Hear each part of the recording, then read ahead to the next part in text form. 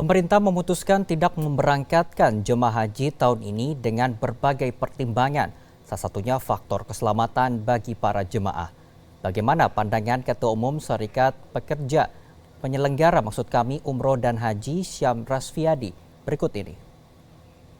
Meski pemerintah Arab Saudi belum memutuskan apakah penyelenggaraan ibadah haji tahun ini tetap dilaksanakan atau tidak, namun Kementerian Agama telah memutuskan untuk tidak memberangkatkan jemaah haji Indonesia untuk pelaksanaan ibadah haji pada tahun ini. Untuk memperbincangkan hal tersebut, saat ini telah bersama saya Ketua Umum Serikat Penyelenggara Umroh Haji Indonesia, Syam Rasviadi. Assalamualaikum Pak Syam. Waalaikumsalam warahmatullahi wabarakatuh. Pak, ini kan tadi Kementerian Agama baru saja melakukan konferensi pers bahwa tidak ada pelaksanaan ibadah haji pada tahun 2020 ini. Nah, sebagai penyelenggara umroh dan haji nih Pak, bagaimana tanggapan Bapak? Pada dasarnya kita tetap bersyukur kepada Allah Subhanahu wa taala, alhamdulillah bahwa akhirnya pemerintah berani mengumumkan gitu ya. Karena prediksi sesuai dengan apa yang disampaikan oleh Pak Menteri pun kita sudah analisa.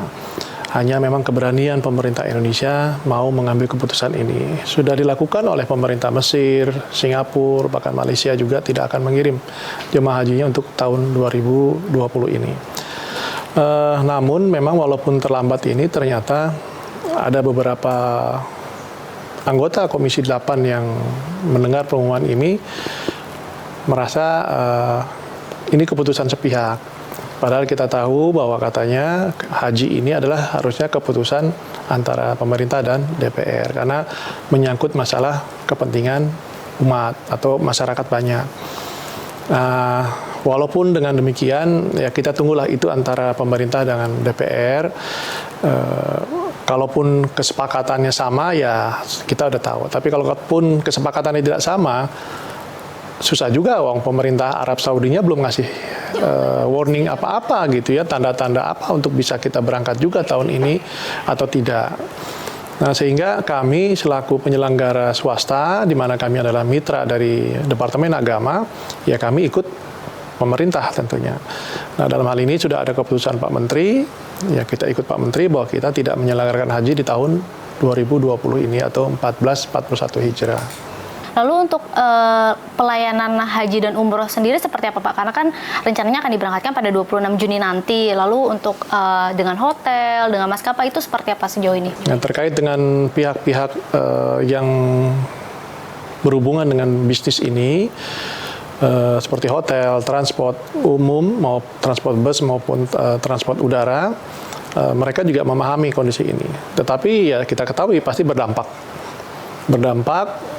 Tentunya harapan semua pupus berharap dengan bisnis lain atau sektor lain dari yang memang bisa dikelola lagi. Nah, sehingga ini berdampak kepada vendor-vendor yang memang terkait dengan bisnis ini, termasuk perhotelan di Arab Saudi, transportasi daratnya maupun transportasi udara dari satu negara ke negara lain. Ada kesepakatan di dalam pertemuan dengan Pak Menteri Agama dan Dirjen PMK tanggal 28 Februari sejak tanggal 27 diumumkan itu bahwa semua pihak, semua yang terkait dengan urusan umroh ini tidak boleh membebankan biaya kepada jemaah. Nah, disitulah mulai terdampak dan ketahui bahwa ternyata airline yang datang, mereka juga mengerti, tidak membebankan kepada jemaah, tetapi ada yang memberi peraturan kalau seandainya tidak dibatalkan, tidak terkena biaya apa-apa. Kita reschedule keberangkatan. Tapi kalau sudah ada yang memang dibatalkan, akan terkena administrasi. Ada juga yang memang tidak mau mengkeep uang jemaah, silakan, harus di-refund. Paling lambat bulan apa waktu itu, 2 bulan sejak pengumuman itu harus sudah mulai di-refund uangnya kembali. Dan alhamdulillah sudah kembali ke kita. Nah, begitu juga pihak hotel di Arab Saudi, pada saat kita sudah membayar deposit pertama, tiba-tiba terjadi kasus ini, ya mereka juga menerima. Anda mau ambil silakan, mau di-keep, kita keep sebagai uang muka, tetap bisa nanti dikombinasikan uang haji ini untuk pemberangkatan umroh apabila nanti mungkin insya Allah selesai haji atau September, Oktober sudah dibuka lagi untuk perjalanan umroh atau paling lambat di awal 2021 itu bisa digunakan lagi uang deposit kita untuk paket-paket kita.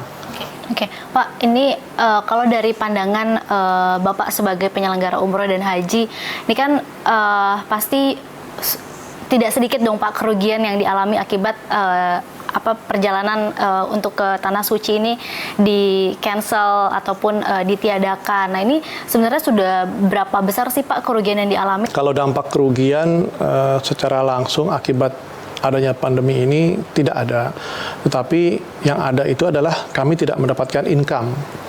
Sehingga dengan tidak mendapatkan income ini, kami tidak bisa membiayai biaya-biaya yang harus kami keluarkan selama beroperasional, sehingga kami mengurangi meniadakan biaya-biaya yang memang sedapat mungkin kita hilangkan. Karena kalau seandainya kita perhitungkan berapa sih pendapatan yang normal pada saat tidak ada pandemi untuk umroh, kalau kita kalikan kurang lebih rata-rata 1 juta per tahun satu musim, dengan biaya referensi dari Departemen Agama sekitar 20 juta, itu sudah 22 triliun omset yang bisa kita rebut bersama, kita garap bersama. Begitu juga dengan haji khusus, kami ini mendapat sekitar 17.500. Taruhlah itu di dalamnya ada petugas, dengan 17.000 saja dikalikan $10.000 per paketnya, itu kurang lebih kita bisa mendapatkan sekitar 2,5 triliunan. Jadi bisnis umroh haji ini rata-rata setahun kurang lebih sekitar 22,5 triliun yang bisa kita garap bersama untuk mendapatkan keuntungan di dalamnya. Nah, akibat dari tidak adanya kegiatan haji, apalagi umroh juga belum dimulai lagi, ya tentunya kami berharap hanya dari tabungan yang masih bisa kita lakukan gitu ya. Dengan catatan bahwa kami di haji itu atau di umroh kan juga menerima deposit dari jemaah yang harusnya terjadwalkan sudah berangkat. Nah, kami harus berhati-hati menjaga amanah ini, uang jemaah yang sudah terjadikan deposit buat kita gitu ya. Sehingga apapun yang kita gunakan untuk menghidupi perjalanan sampai dimulainya lagi nanti umroh dan haji, ya kami harus menggunakan dana cadangan atau dana idle yang ada di perusahaan yang memang tidak terganggu dengan uang deposit jemaah tersebut. Berarti untuk mensiasati sendiri keberlangsungan dari pihak penyelenggara haji dan umroh selama ini berarti seperti apa tuh Pak? Kami hanya hidup dari tabungan aja. Bahkan ada anggota kami juga yang betul-betul sudah mem-PHK-kan, bahkan bukan istilahnya PHK. Udahlah kamu keluar saja, kamu ke rumah saja, dan kami nggak punya uang apa-apa. Karena betul-betul bahkan ada yang minus pada saat kejadian ini, yang berdampak sudah tidak mungkin mendapatkan apa-apa. Untuk menutupi minusnya saja sudah susah.